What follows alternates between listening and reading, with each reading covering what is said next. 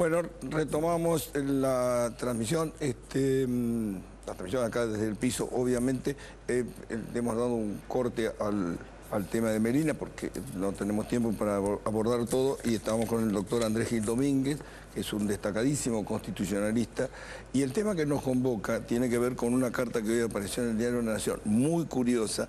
El doctor Gil Domínguez, hablando de un habeas corpus, de derechos humanos, de personas, y estaba hablando de grandes primates. Nosotros hace 10 días tocamos el tema acá, y la sorpresa es esta idea de que los monos concretamente, son personas. Y esto es un reclamo que ha hecho con un habeas corpus, ¿es correcto?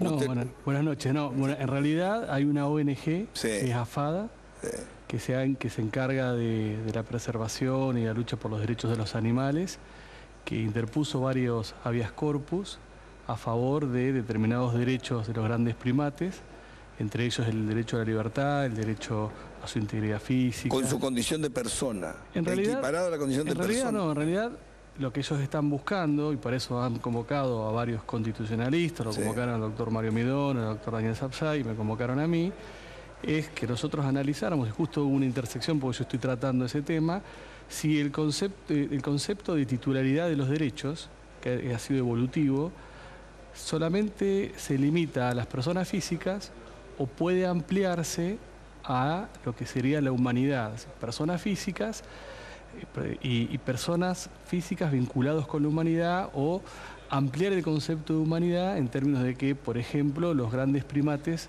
también titularizarían ciertos derechos, aunque no sean personas físicas, no sea el Homo sapiens sapiens. Ampliar el concepto de ser humano como titular de los derechos y no limitarlo solamente al Homo sapiens sapiens, sino pensar ya en ampliar este concepto. El concepto, pero con primates, porque digamos son lo más parecido al ser humano. Sí. Pero digamos, la diferencia entre persona y ser humano, ¿cuál es exactamente? Porque digo, hay como, usted lo que quiere decir, no es un ser humano, pero es una persona.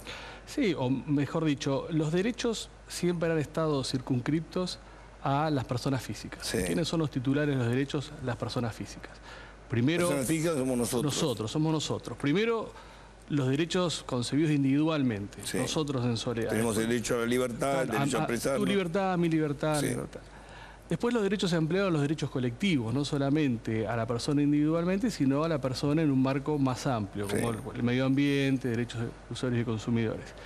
Y cuando se abre el espectro de los derechos al medio ambiente, que son derechos indivisibles, son derechos que pertenecen a toda la sociedad, y se habla de la protección del ambiente, se empieza a hablar también de una protección indirecta a los animales, la flora, la fauna, y también a las generaciones futuras. Aquellos que no existen hoy, pero que los están preservando, pero que en algún momento van a existir, y como van a existir, en el hoy tienen derechos que nosotros defendemos. Entonces se ha generado una gran discusión en torno a si la titularidad de los derechos que están en las constituciones, en los tratados sobre derechos humanos, se circunscriben pura y exclusivamente a las personas físicas, o hay un concepto ampliado de humanidad que puede hacer que esos derechos se proyecten a otros entes, y en este caso podría ser los grandes primates, por ciertas características que también tienen los grandes primates, que tienen una gran identidad genética con el ser humano, una diferencia mínima. Sí, 3-4%, depende de lo que cada uno, digo, hay distintas. Pero hay una cercanía, muy grande, y se ha demostrado que en cautiverio sufren depresión y sufren una gran angustia. Por eso la lucha de esta ONG es tratar de liberar a los grandes primates para que estén en santuarios y que no sean sometidos ni a experimentación ni al encierro. Entonces me parecía a mí que es una discusión muy rica, muy amplia en términos de filosofía moral y filosofía política. Yo ahí traía a colación una idea que desarrolló un gran filósofo y constitucionalista alemán que ha influenciado en Europa y América Latina, que es Robert Alexy, que él tomaba un episodio de Star Trek, yo no soy trekkie, pero de Star Trek, donde la discusión era si un androide, un androide inteligente, tiene derechos, que quería que la compañía, la corporación lo quería desarmar para hacer una androide en serie, podía decidir si oponerse o no a lo que le habían ordenado. Entonces hay todo un juicio y se resuelve que tiene ciertas características sin ser una persona física, pero que el concepto de humanidad le permitía... Le reconocía el derecho. Entonces me parecía que muy importante, interesante hacer el paralelismo con los grandes primates y con la lucha que está desarrollando esta ONG, que me parece muy interesante. El tema obviamente es apasionante y se habla también de derechos que pueden tener los robots incluso. Sí, bueno... Digo, ya sería como una exageración. Eso sería, no, pero me parece que el concepto de titularidad de los derechos ha ido evolucionando con la historia de la humanidad y que va a seguir evolucionando. Allá a lo lejos se hablaba solamente del ciudadano como derecho y hoy ya se habla del habitante. Y me parece que haber introducido al ambiente como un derecho colectivo, como un derecho indivisible, como un derecho que titulariza toda la sociedad, ha generado una vinculación con el ecosistema. Y hay muchas constituciones europeas y latinoamericanas que han ido incorporando esta protección de los animales en general vinculado al medio ambiente. Ahora, ¿cómo se maneja el tema de la condición de personas si alguien tiene que pedir el nombre de ellos? Digo, porque ellos no están en condiciones de reclamar sus derechos. Claro. Son otorgables por el ser humano. Digamos, poniéndolo en una escala como lo de pariente íntimo, pariente cercano. Digo, el hecho de conceder, no es de alguna manera una tradición al espíritu, los grandes, se supone que los grandes primates habitaban la Tierra antes que nosotros. Sí. Como que tienen derechos adquiridos más importantes. Sí, bueno, de alguna manera se generaría una situación de representación similar a la de las generaciones futuras. Sí. Porque nosotros estamos representando a las generaciones futuras que ontológicamente no existen en el hoy y no sabemos cuándo van a existir, pero sin embargo nosotros estamos representando sus derechos y en base a esos derechos podemos hacer muchas reclamaciones frente al Estado y frente a los demás particulares. Bueno, la cuestión de los primates y de ciertos derechos de los primates, porque no se está pensando en los primates que vayan a votar. No, obviamente, no hay clientelismo tampoco. Se está hablando de ciertos derechos que hacen a la dignidad humana en términos que el hombre, por respetar su dignidad humana, tiene que autolimitarse en términos de la relación, por ejemplo, con los primates o relación con otras situaciones donde están en juego los animales. Pero el primate, digamos, como ser privilegiado, como, digamos, como persona privilegiada dentro de esto, porque también hay elefantes que podrían reclamarlo, perros, gatos, digo, no, el primate por su condición de una inteligencia emparentada con el humano, digamos. Sí, porque se ha demostrado... O sufren la depresión. Y porque se ha demostrado que el cautiverio les da un gran sufrimiento a su vida y le da un gran sufrimiento en torno a la relación que ellos tienen con otros primates. Entonces, de ahí la idea de un santuario, de ahí la idea de que de ciertos derechos sean resguardados. ¿Eso significaría, Andrés, que serían liberados todos los primates, todos los monos serían liberados en ese santuario? Digamos, no debiera haber más ningún mono, ningún zoológico. Ese es el sentido último, porque se ha demostrado que el cautiverio le causa un grave daño.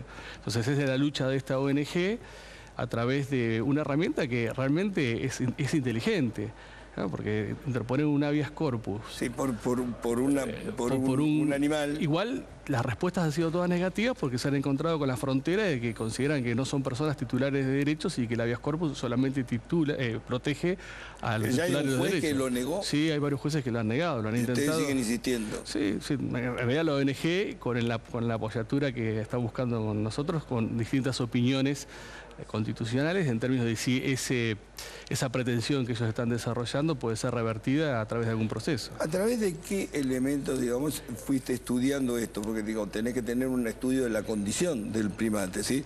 De las características. Vos decís, hacés hincapié en el tema de la depresión, pero la depresión es un aspecto, digamos, para ordenar la liberación o para que un juez se convenza de eso, digo, tiene que haber como más elementos. ¿Vos estuviste estudiando eso? En realidad, la ONG cuando nos convoca a nosotros, nos convoca con la idea que demos una opinión y nos manda una serie de estudios muy serios y una compilación de toda la legislación a nivel mundial y de derecho comparado para que nosotros tengamos un determinado material y sobre esa base podamos reflexionar y emitir nuestra opinión.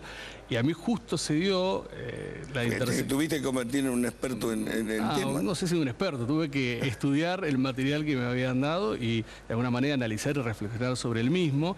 Y justo se dio una intersección que yo estoy trabajando de la perspectiva de filosofía moral y filosofía política, esta discusión de si solamente titularizan derechos las personas físicas o hay una ampliación de derechos hacia otros seres o que integran la humanidad y la dignidad humana más allá de lo que es el Homo sapiens sapiens, ¿no? ¿Sería con cualquier animal?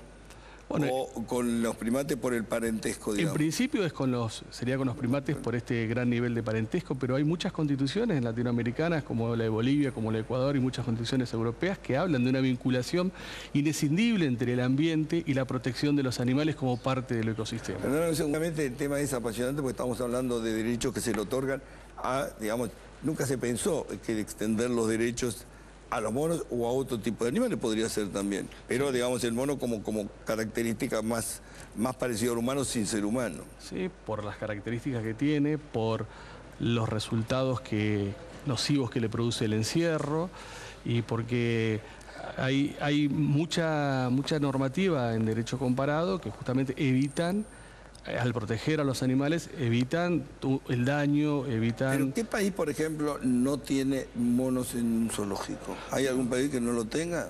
No, todos, la gran mayoría. Lo tiene, por eso digo... Claro, pero por eso esto es algo tan novedoso, porque siempre se ha hablado sobre la protección de los animales como parte del ecosistema en la tutela del ambiente. Ahora, aprovecharse de ese resquicio que da el derecho para plantear que la titularidad de los derechos se amplía a los seres humanos es algo muy novedoso que es digno de ser discutido y debatido sin caer en situaciones, porque claro, cuando se plantea esto, las opiniones muchas veces son... Sí, porque se extrema. Claro, pero ¿cómo es posible que...? ¿Cómo es posible que alguien hable con los... Espérame un segundito que tengo que hacer una pequeña pausa, ya volvemos, ¿eh?